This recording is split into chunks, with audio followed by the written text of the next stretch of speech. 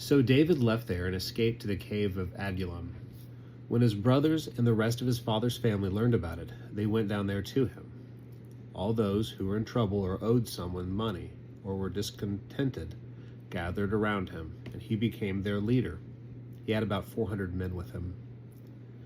Then David went from there to Mizpah in Moab, where he said to the king of Moab, "Please let my father and mother stay until you know what God is going to do for me." So he had them stay with the king of Moab. They stayed with him the whole time that David was in the stronghold. Then Gad the prophet said to David, "Don't stay in the stronghold. Go to the land of Judah." So David left and went to the forest of Hereth. But Saul found out the whereabouts of David and the men who were with him. Now Saul was sitting in Gibeah under the tamarisk tree at an elevated location with his spear and all his servants stationed around him. Saul said to his servants, "Listen up, you Benjamites. Is Jesse's son giving fields and vineyards to all of you? Or is he making all of you commanders and officers? For all of you have conspired against me. No one informs me when my own son makes an agreement with the son of Jesse. Not one of you feels sorry for me or informs me that my own son has commissioned my own servant to hide and ambush against me, as is the case today." But Doeg the Edomite, who had stationed himself with the servants of Saul, replied, "I saw this son of Jesse come to Ahimelech, son of Ahitub and Nob. He inquired of the Lord for him and gave him provisions. He also gave him the sword of Goliath the Philistine." Then the king arranged for a meeting with the priest Ahimelech, son of Ahitub, and all the priests of his father's house who were at Nob. They all came to the king. Then Saul said, "Listen, son of Ahitub," he replied. "Here I am, my lord," Saul said to him. "Why have you conspired against me, you and this son of Jesse? You gave him bread and a sword, have inquired of God on his behalf, so that he opposes me and waits in ambush, as is the case today?" Ahimelech replied to the king, "Who among all of your servants is as faithful like David? He is the king's son-in-law, the leader of your bodyguard, and honored in your own house. Was it just today that I began to inquire of God on his behalf? Far be it from me. The king should not accuse his servant or any of my father's house, for your servant is not aware of all this, not in whole or in part." But the king said, "You will surely die, Ahimelech, you and your father's house." Then the king said to the messengers who were stationed beside him, "Turn and kill the priests of the Lord, for they too have sided with David. They knew he was fleeing, but they did not inform me." But the king's servants refused to harm the priests of the Lord. Then the king said to Doeg, "You, turn and strike down the priests." So Doeg the Edomite turned and struck down the priests. He killed on that day 85 men who wore the linen ephod. As for Nob, the city of the priest, Doeg struck down men and women, children, infants, oxen, donkeys, and sheep, all with the sword. But one of sons of Ahimelech, son of Ahitub, escaped and fled to David. His name was Abiathar. Abiathar told David that Saul had killed the priests of the Lord. Then David said to Abiathar, "I knew that day when Doeg the Edomite was there, that he would certainly tell Saul, 'I am guilty of all the deaths in your father's house. Stay with me, don't be afraid. Whoever seeks my life is seeking your life as well. You are secure with me.'" Book 1, Samuel, chapter 23. They told David, "The Philistines are fighting in Keilah and are looting the threshing floors." So David asked the Lord, "Should I go and strike down these Philistines?" The Lord said to David, "Go, strike down the Philistines and deliver Keilah."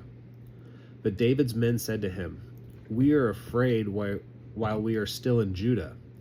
What will it be like if we go to Keilah against the armies of the Philistines?" So David asked the Lord once again, but again the Lord replied, "Arise, go down to Keilah, for I will give the Philistines into your hand." So David and his men went to Keilah and fought the Philistines. He took away their cattle and thoroughly defeated them. David delivered the inhabitants of Keilah. Now when Abiathar, son of Ahimelech, had fled to David at Keilah, he had brought with him an ephod. When Saul was told that David had come to Keilah, Saul said, God has delivered him into my hand, for he has boxed himself into a corner by entering a city with 2 barred gates. So Saul mustered all his army to go down to Keilah and besiege David and his men. When David realized that Saul was planning to harm him, he told Abiathar the priest, Bring the ephod. Then David said, O Lord God of Israel, your servant has clearly heard that Saul is planning to come to Keilah to destroy the city because of me. Will the leaders of Keilah deliver me into his hands? Will Saul come down as your servant has heard? O Lord God of Israel, please inform your servant. Then the Lord said, He will come down. David asked, Will the leaders of Keilah deliver me and my men into Saul's hand? The Lord said, They will deliver you over. So David and his men, who numbered about 600, set out and left Keilah. They moved around from one place to another. When told that David had escaped from Keilah, Saul called a halt to his expedition. David stayed in the strongholds that were in the desert and in the hill country of the wilderness of Ziph. Saul looked for him all the time, but God did not deliver David into his hands. David realized that Saul had come out to seek his life. At that time, David was in Horesh in the wilderness of Ziph. Then Jonathan, son of Saul, left and went to David at Horesh. He encouraged him through God. He said to him, Don't be afraid, for the hand of my father Saul cannot find you. You will rule over Israel, and I will be your second in command, even when my father realizes this.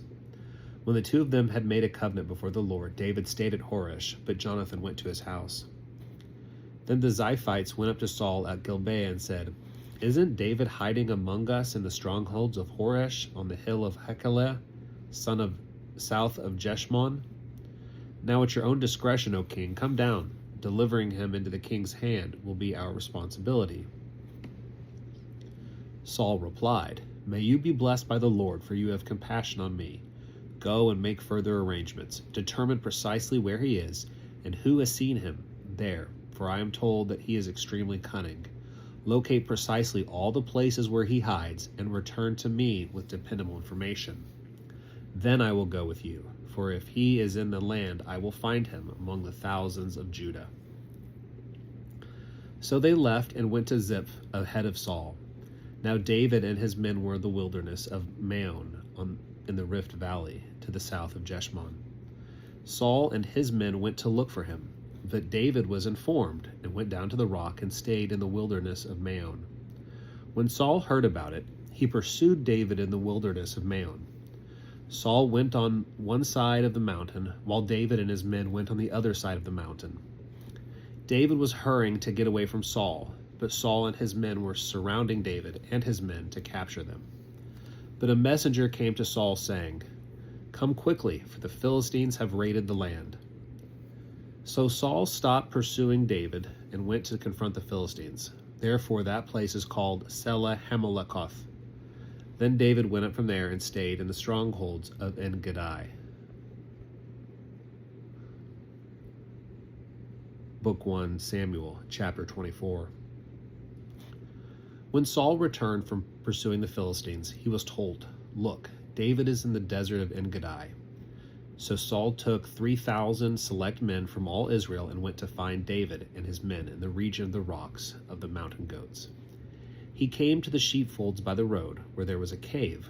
Saul went into it to relieve himself. Now David and his men were sitting in the recesses of the cave.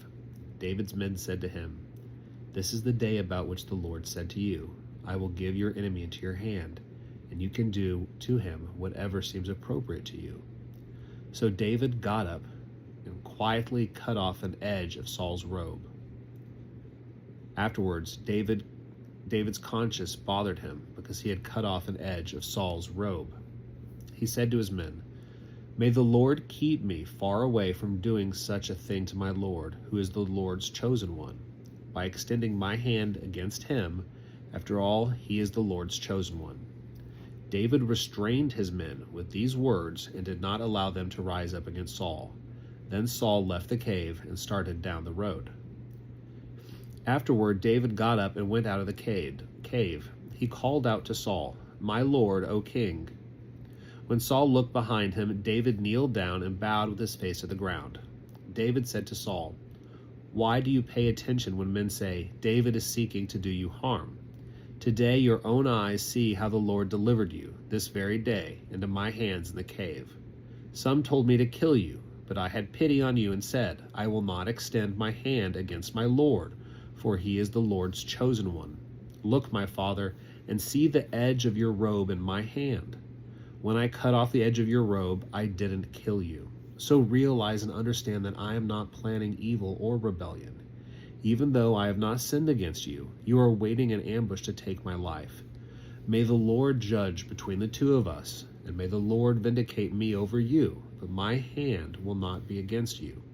It's like the old proverb says, 'From evil people evil proceeds,' but my hand will not be against you.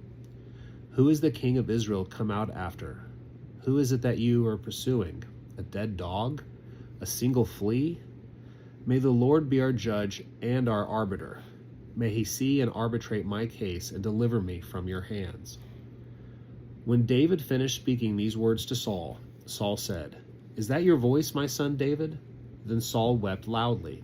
He said to David, "You are more innocent than I, for you have treated me well, even though I have tried to harm you. You have explained today how you have treated me well. The Lord delivered me into your hand, but you did not kill me. Now, if a man finds his enemy, does he send him on his way in good shape? May the Lord repay you with good this day for what you have done to me. Now look, I realize that you will in fact be king, and that the kingdom of Israel will be established in your hands. So now swear to me in the Lord's name that you will not kill my descendants after me, or destroy my name from the house of my father." David promised Saul this an oath. Then Saul went to his house, and David and his men went up to the stronghold.